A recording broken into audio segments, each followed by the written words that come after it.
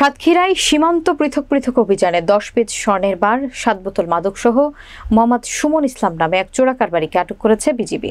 বিস্তারিত দেখুন সাতক্ষীরা জেলা প্রতিনিধি শরীফুল ইসলামের প্রতিবেদনে।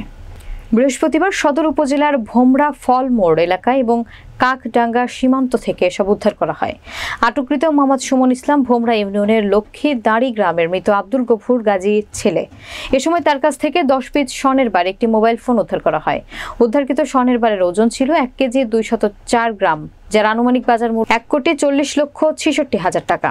অপর এক অভিযানে কলারোয়া উপজেলার কাকডাঙ্গা সীমান্ত এলাকা দিয়ে ভারত থেকে অবৈধভাবে বাংলাদেশে প্রবেশের সময় অভিযান চালিয়ে 4 বোতল এলএসডি ও 3 বোতল মাদক এবং জব্দ করেছে বিজিবি 33 ব্যাটালিয়নের সদস্যরা।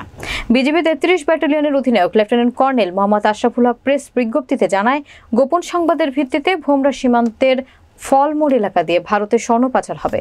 এমন সংবাদের ভিত্তিতে ভোমরা কোম্পানি কমান্ডার সুবেদার আফজাল হোসেনের নেতৃত্বে একটি দল সেখানে অবস্থান নেয়। কিছুক্ষণের মধ্যে সুমন ইসলাম পায়ে হেঁটে সীমান্তের দিকে এগিয়ে গেলে বিজিবি তাকে আটক করে। তার শরীর তল্লাশি চালিয়ে তার প্যান্টের পকেটে কালো স্কচ টেপ দিয়ে দাঁড়া পেঁচানো অবস্থায় থাকা 10টি স্বর্ণের বার উদ্ধার করা হয় এবং কাকডাঙ্গা সীমান্ত এলাকা দিয়ে ভারত থেকে অবৈধভাবে বাংলাদেশে প্রবেশের সময় অভিযান চালিয়ে 4 বোতল এলএসডি মাদক, 3 বোতল মাদক জব্দ করা হয়। তবে এই ঘটনার কাউকে আটক করা সম্ভব হয়নি। আটককৃত স্বর্ণ চোরা কারবারির বিরুদ্ধে সাতক্ষীরা সদর থানায় মামলা দায়ের করা হয়েছে এবং স্বর্ণের বারগুলো সাতক্ষীরা ট্রেজারি অফিসে জমা দেওয়ার কার্যক্রম প্রক্রিয়াধীন রয়েছে।